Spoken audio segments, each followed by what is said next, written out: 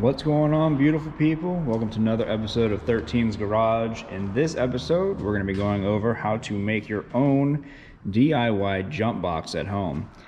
Now, the reason why I'm making this is because I have spare batteries. If you're a DIYer and you've been doing this for many years, you'll probably have a few spare batteries laying around that, you know, as long as they're still healthy and usable, you can put them into this project.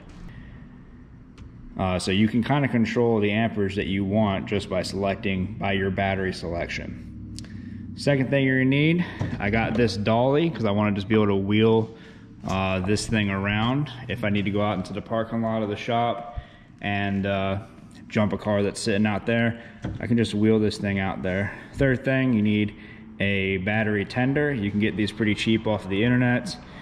eBay, Amazon, whichever one you prefer. You're gonna need 2 blocks of wood, one cut to 6 inches, one cut to 3. You're gonna need your voltmeter. You're actually gonna need 4 terminals because you're gonna be making one of these. Actually, you're gonna be making 2 of these. And you're gonna need an old jumper cable that doesn't work that well anymore, but you can still use the copper wires. You need to cut these. You're gonna need to do 2 cuts on these, roughly about 1.5 feet, 2 feet, just to give you enough to reach from terminal to terminal on your project. Now, let's go ahead and get to it.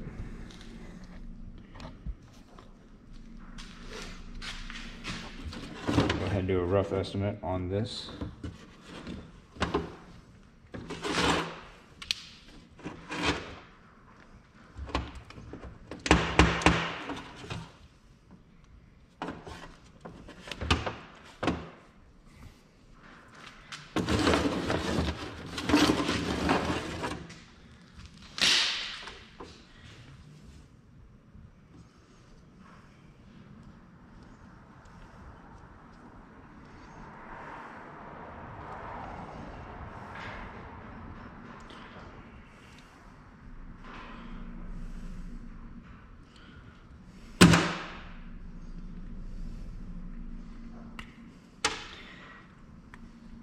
Now, some of you might be wondering, why am I using both the red and black side on this? And that's because the more copper wires you have, the more amperage.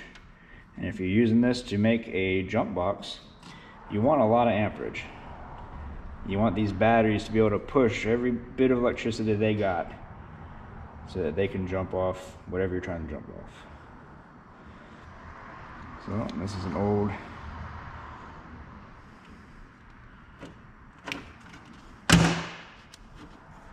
These are some old jumper cables anyway, so might as well put it to good use. And they're cheaper ones too, so you don't really have a high grade of wire. So I'd rather just use the both. All right. We've got our wire set up. The ends have been pigtailed.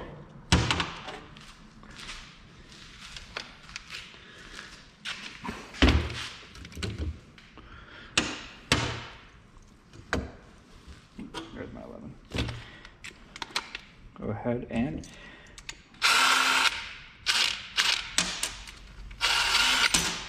remove your plate altogether from your terminal, and you see how it's got these concave ends on them.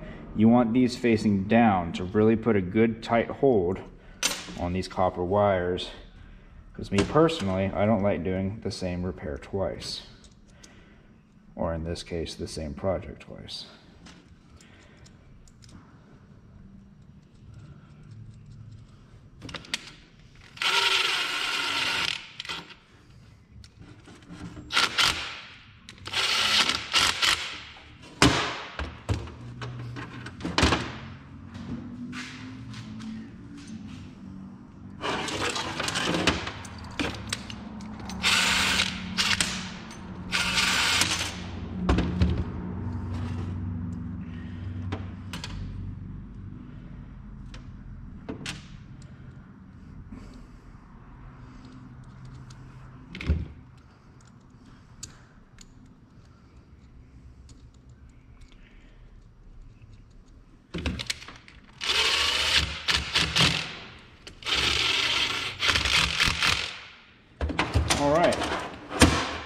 We got our 2 wires completed.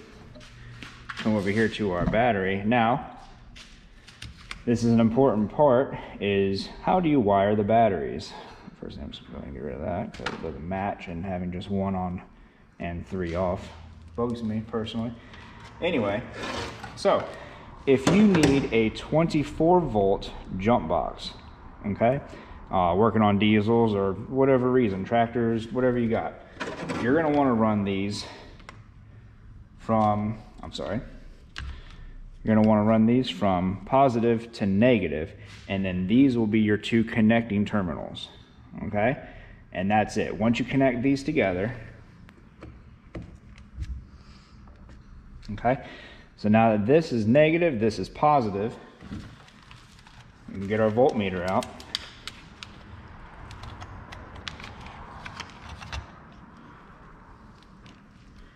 And we can check right here, this is negative, this is positive, and you can see right there, I don't know if this is in the way or not, but we have 25.3 volts, all right?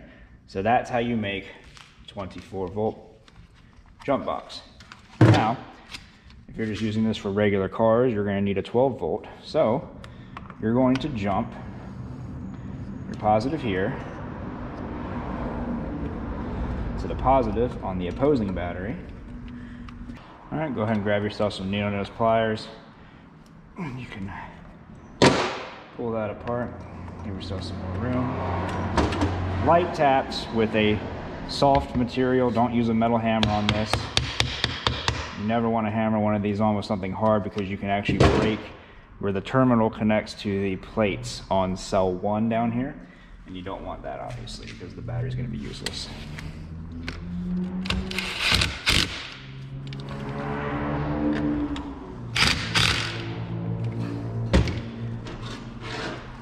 Take our second one.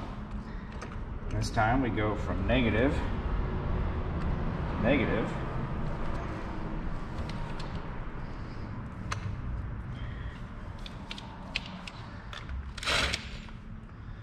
I actually want to turn this so that the wire is going to be coming out of the back. One battery, you want to come over here. So this is our negative, and this is our positive again.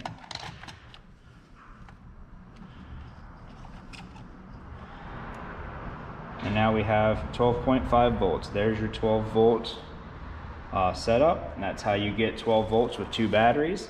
And you're basically going to be doubling your amperage, based, of course, upon which type of batteries you have. And now, we get our blocks of wood. The 3-inch one goes between the 2 terminals. Confirm. Down here is positive. Up here is negative. We now have power. As you can see right here, we're sitting at 12.8 volts.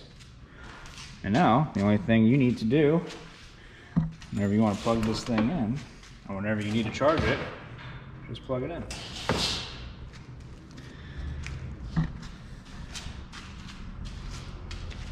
All right. Now you've got now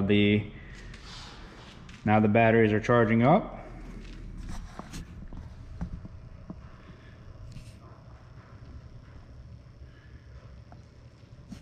So that's looking good. I'm probably just going to put some ratchet straps to hold the batteries on. I mean, this doesn't need to be an expensive thing. So we just got some ropes or bungee cables, whatever you got to work, just to keep everything together. And other than that, whenever you need to use them,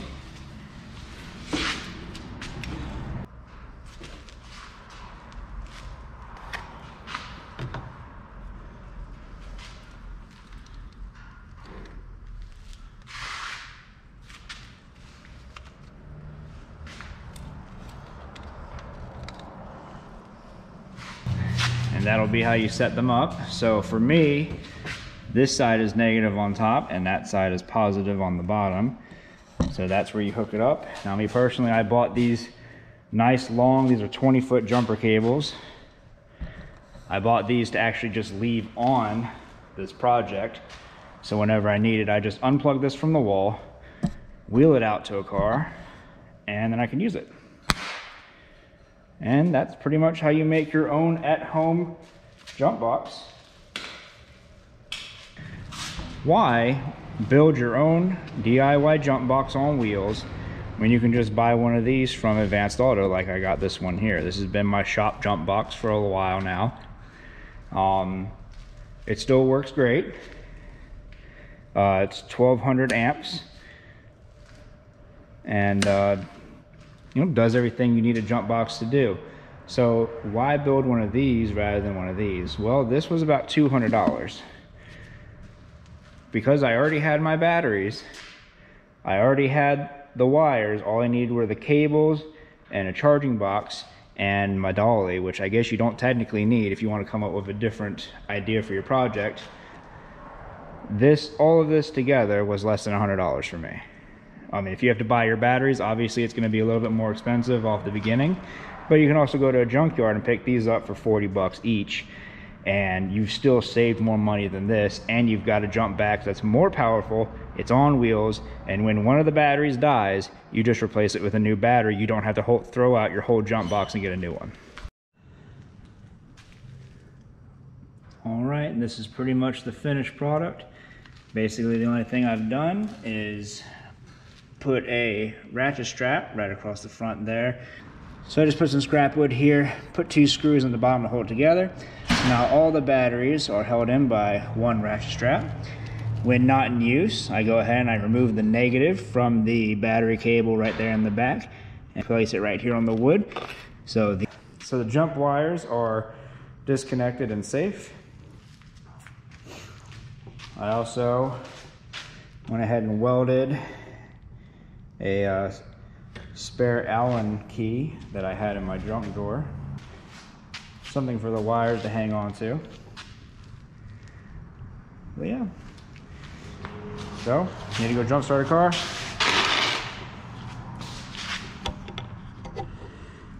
Go right ahead. Taking my whole jump box out with me. Hook these up to the dead battery. And then put that onto the ground terminal. And you have 2 batteries jump starting your car from the DIY jump box that you made. If you found this video informative and helpful, please go ahead and hit that subscribe button. Your subscriptions are greatly appreciated as we're trying to get a little bit more serious about this YouTube channel and bring you more and more content. So our first goal is to get to that 1,000 subscribers. So if you don't mind and you'd be so kind, hit that subscribe button, and we look forward to seeing you next time.